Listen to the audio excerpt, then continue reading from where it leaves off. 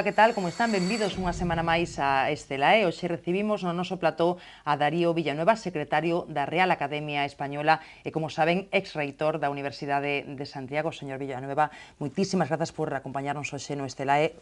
Grazas por aceptar o noso convite. Nada, estou moi contento e así teño a oportunidade de desexar bo Nadal e Ano Novo aos nosos ointes, ao auditorio do programa. Bueno, pois cádanos moi ben a data, entón. Bueno, imos empezar falando do que toca, non? A Real Academia Española está inmersa na celebración dos seus 300 anos de historia, nada menos, non? Unha celebración que vai culminar cada publicación do novo diccionario, moi agardado, en outubro do 2014. Xa sei que non me pode adiantar moito, pero imos ter moitas novidades, porque ese diccionario xa está entregado, non? Xa está pechado, non? Vai haber moitos cambios, cousas que nos van chocar moito. Sí, aínda non está entregado, estamos facendo a última revisión, entregarase a editorial nos primeiros días do mes de marzo para que poda estar imprentado e que se poda facer a presentación aquí en España en outubro do ano 14 e logo para América vai ser na Feria Internacional do Libro de Guadalajara, que é a finais de novembro, donde hai moita expectación, ademais vai a coincidir con unha homenaxe que a Feira de Guadalajara vai facer precisamente o tricentenario da Academia. Entón, a pregunta, hai novidades? Pois a resposta é ambivalente. Por unha parte vai haber moitas novedades, pero por outra este diccionario sigue sendo herdeiro, tataraneto do primeiro diccionario da Academia. A Academia, cando se constituíu, foi unha reunión de 8 personas que logo axiña chegaron a ser 24, que tiñan un obxectivo, que era elaborar un diccionario do castelán, porque consideraban que era unha mágoa e incluso unha vergonza que non houbera para o castelán algo semellante ao que era o diccionario de la Crusca para o italiano, o toscano, e tamén o diccionario da Academia Francesa para o francés. Entón, esta xente empezou a traballar e realmente son admirables porque sacaron o primeiro tomo no ano 26, remataron a obra no ano 34 e esta obra coñecida como Diccionario de Autoridades, en 6 tomos, significou naquel momento o diccionario máis avanzado que había para as linguas europeas. Conseguiron o seu obxectivo. Pois ben, este diccionario que vai a sair o ano próximo é realmente herdeiro de aquel, ven de aquel con todas as evolucións lóxicas durante 300 anos. Bueno, pero isto ten que ser así, non? Sí, ten que ser así, pero logo vou ao que máis me interesa dicir. Nese sentido, poderíamos pensar que a súa filiación ven do pasado, pero, sen embargo, vai haber moitas novidades. Vai haber novidades incluso no propio formato, vai a cambiar o formato do diccionario, o que vai a permitir un incremento do espazo tipográfico a máis de 24 millóns de matrices. Isto é moi importante porque os diccionarios moitas veces pensamos que inclúen todo o idioma, que o que non está non pertence ao idioma. Os diccionarios inclúen o que teñen espacio para poder incluir. Se o diccionario ten máis páxinas, pode incluir máis palabras, se ten menos. E por esa razón, a revisión dos diccionarios leva a que moitas veces, para darlle espazo ás palabras novas, hai que retirar as palabras vellas, porque senón non caberían todas, non? De feito, o diccionario actual, a 22ª edición, que apareceu no ano 2001, ten uns 83.000 lemas, é dicir, palabras, non? E o próximo vai a ter 10.000 máis, o que xa é bastante significativo. Logo vai haber tamén un incremento aínda maior dos americanismos, porque este é un diccionario dunha lingua que se fala en varios continentes, unha lingua que ademais ten entre os seus falantes unha minoría que pertenzamos a España, non? Solo un 10% aproximadamente. Claro, entón ten que ser un diccionario que teña esa validez. E logo tamén, lóxicamente, vai haber novedades de tipo técnico e novidades referidas á aparición de novas acepcións, de novos términos, en función da propia evolución da sociedade. O que sempre nos preguntan, é lóxico que se faga esta pregunta, é que ocorre cos anglicismos que veñen de man das novas tecnoloxías.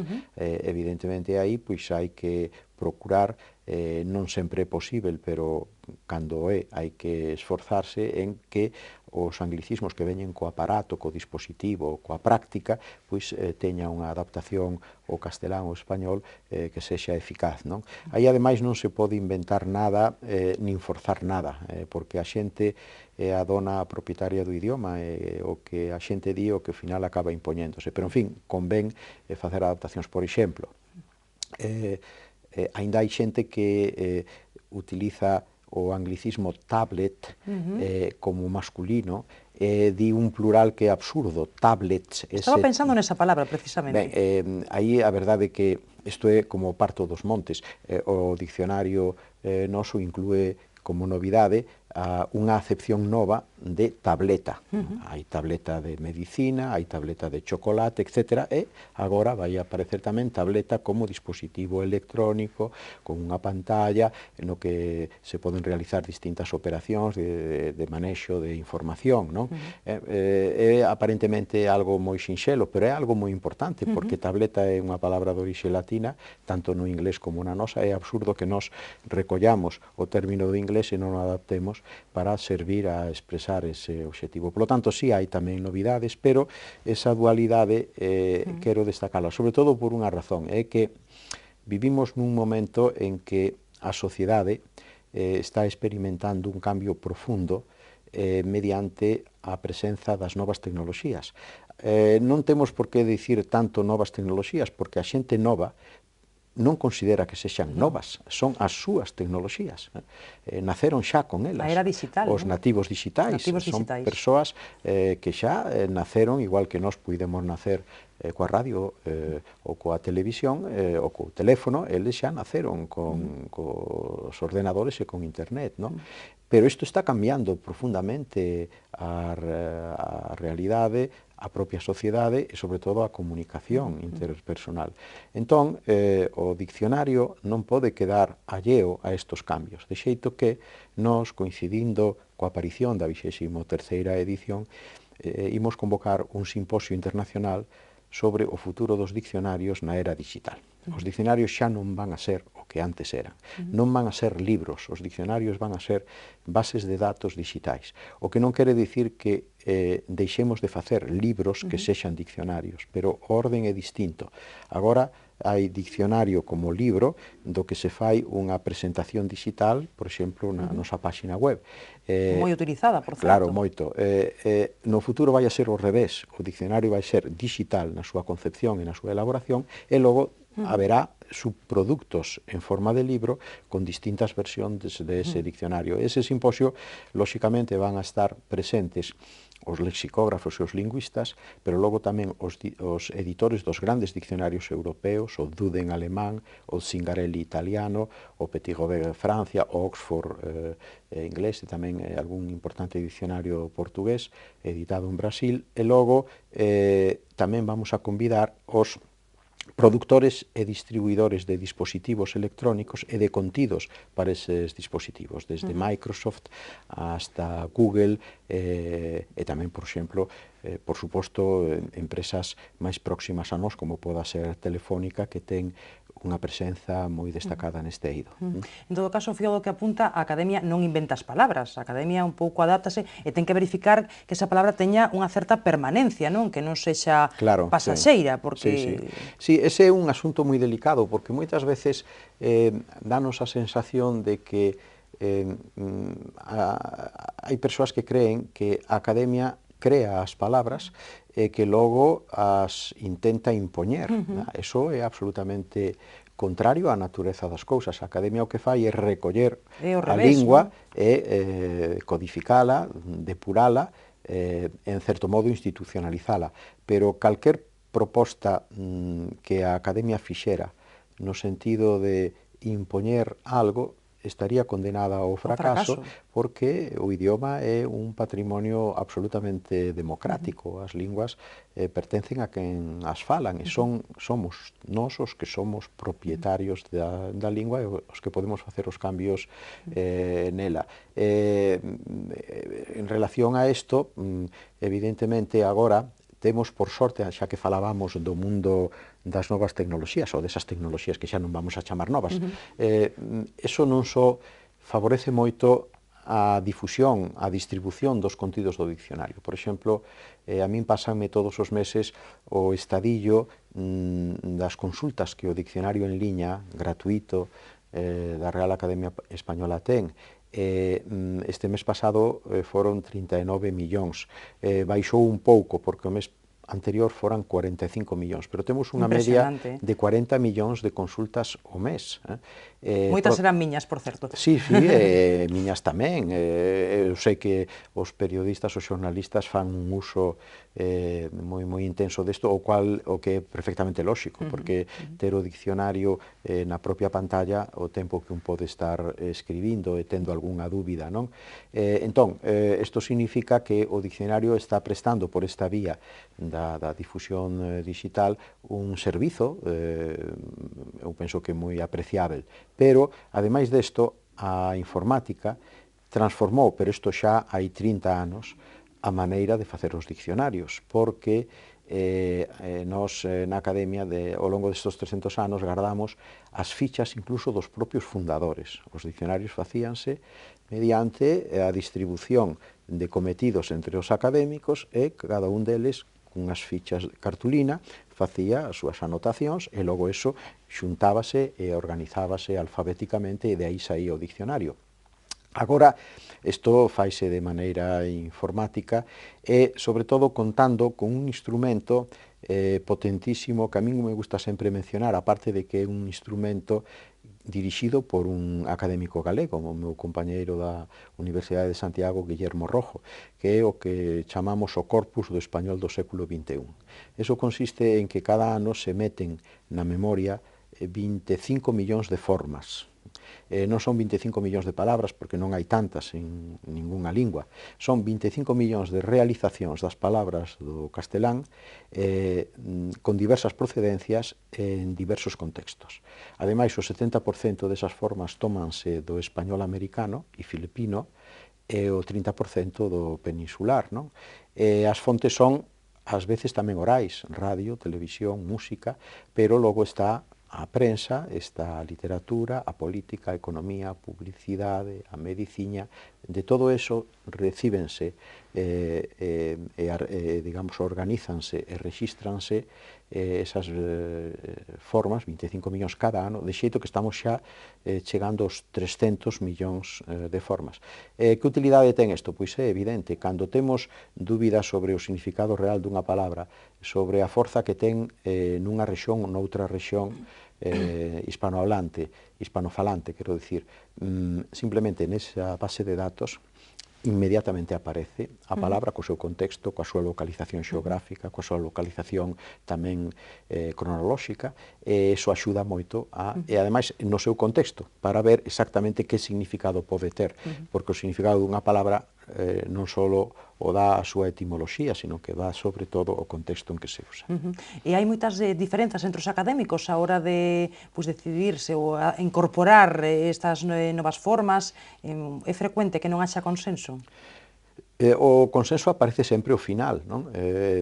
Pero os debates son moi intensos. Son intensos? Sí, eu penso que exactamente igual que pode suceder entre a xente que non son académicos, porque todos nós temos coa nosa lingua ou as nosas linguas temos unha relación absolutamente privilexiada e sentímonos propietarios dela e, polo tanto, temos autoridade para falar sobre a nosa propia lingua e facerlle comentarios ás expresións, ás novas palabras, etc. Eso que sucede no ámbito común da vida social tamén se manifesta na discusión académica, non? Pero agora, claro está, por exemplo, instrumentos como ese corpus axudan a obxectivar bastante a discusión. O sea, que a discusión non pode quedarse exclusivamente na subjetividade, a visión subxectiva que cada académico poda ter, sino que é algo que despois contrastamos con esa enorme base de datos que non só é, por suposto, unha base localizada nunha parte do mundo hispanohablante, senón en toda. En 300 anos de historia da Real Academia Española, goza de boa saúde? Hai debate vivo? Entendo que sí, Eu non? penso que sí, porque, en primeiro lugar, eu supoño que cando se pasa dos 100 anos un xa ten acreditada unha saúde de ferro, non? E non digamos cando ten 300. Ademais, hai que pensar unha cousa, eu sempre o digo, por que facer a conmemoración do tricentenario da Real Academia?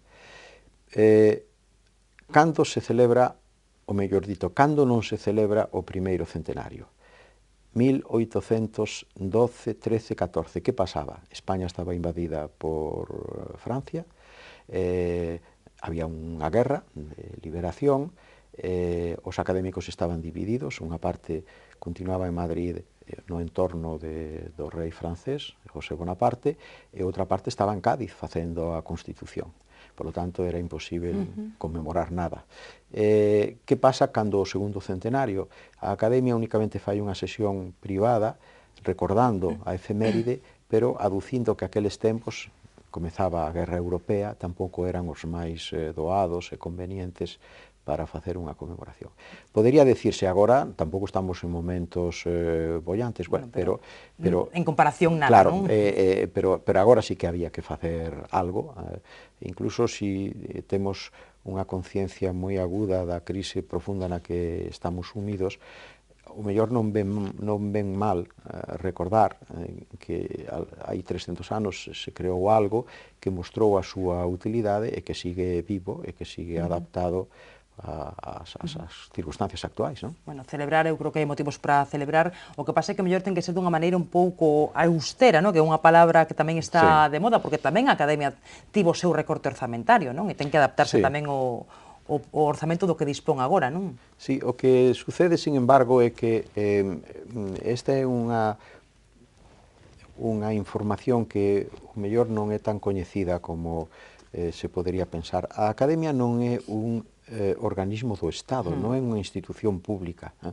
A Academia naceu como unha reunión de persoas, é dicir, como un feito nacido da sociedade civil.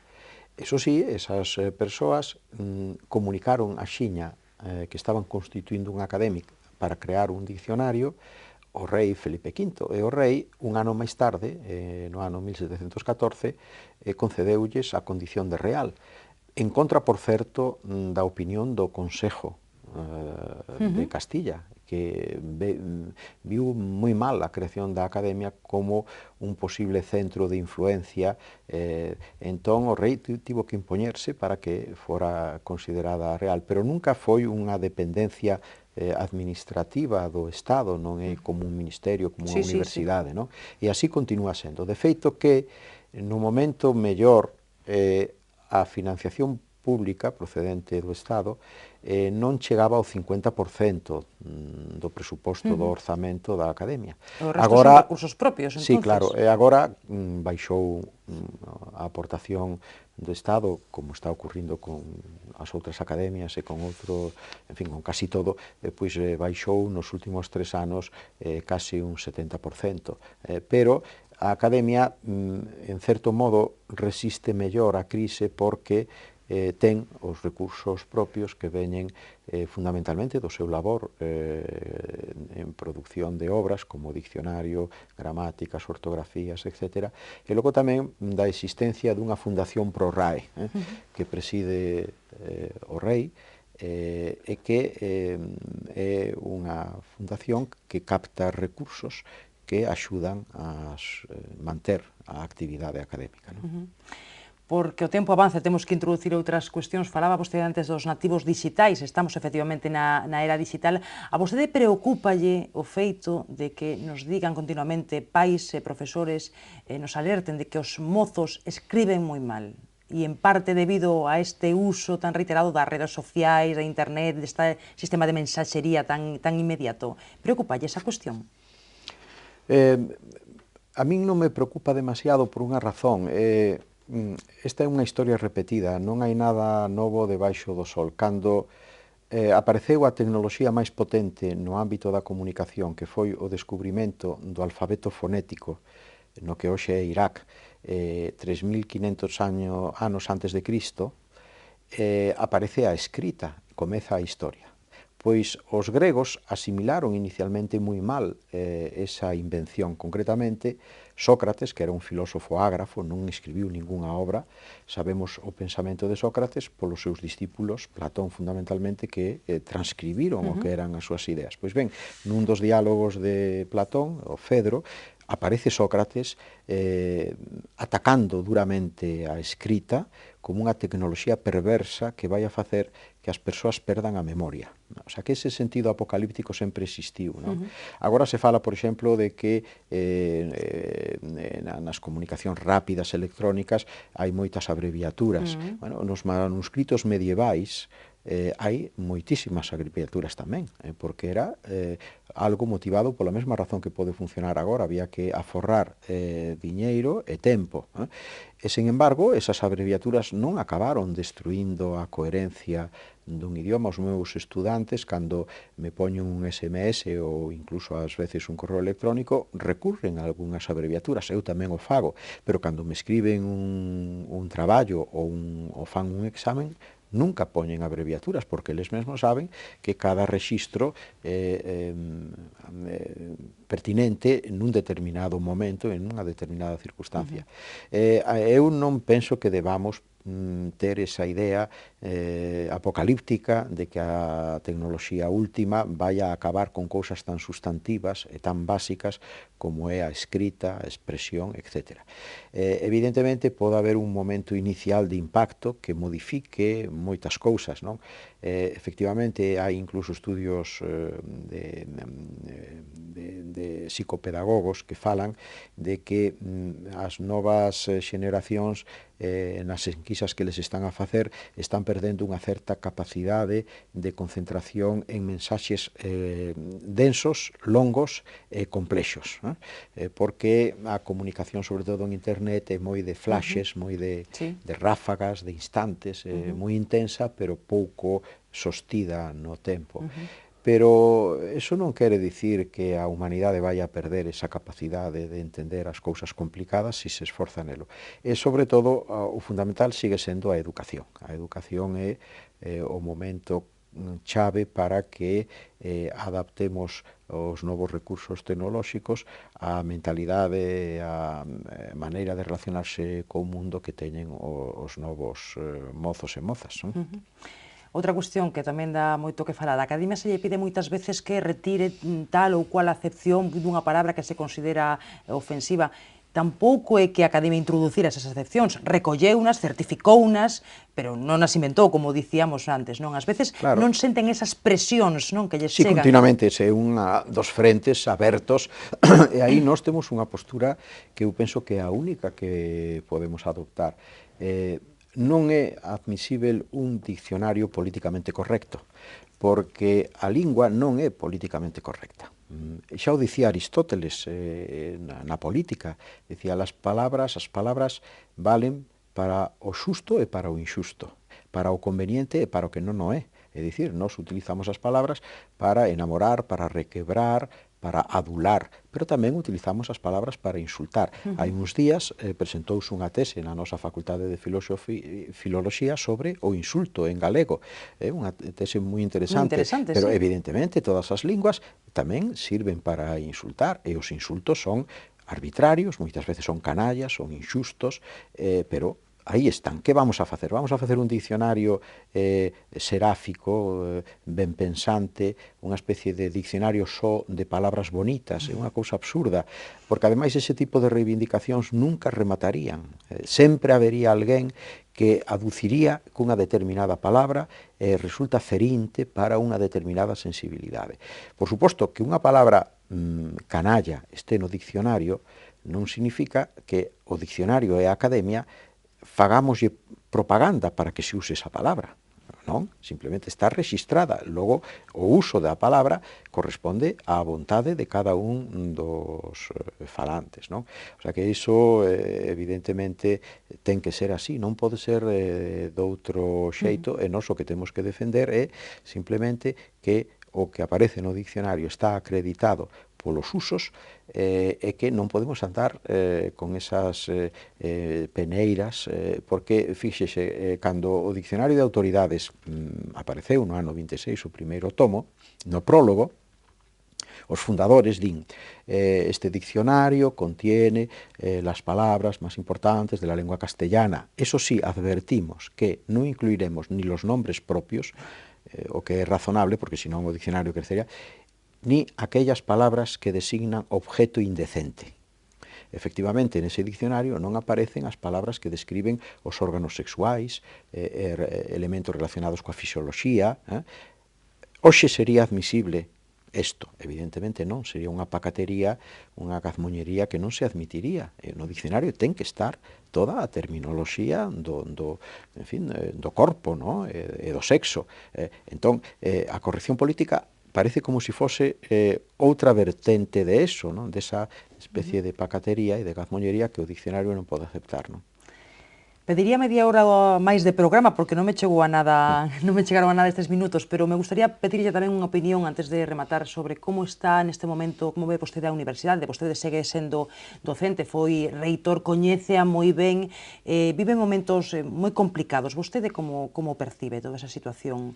Isto se quedaría para moito máis. Eu, ademais, desde que deixei de ser reitor, sigo sendo e seguirei hasta a miña xubilación sendo profesor, teño a miña visión das cousas, as miñas ideas, pero eu procurei pasar radicalmente a un segundo plano, porque parecía lóxico, non? É lóxico, o mellor que pode facer, penso eu, un reitor, cando deixa de selo, non andar enredando, non andar, incluso por meras opinións, complicándolle as cousas a quenes son agora reitores, que bastante traballo teñen en riba das súas costas, non?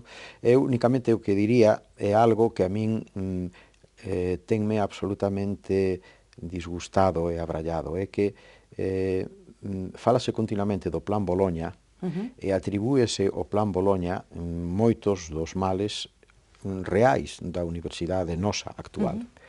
Claro, isto a min ábreme as carnes, porque eu estuve en Boloña cando se firmou o convenio de Boloña, que é un documento de un folio.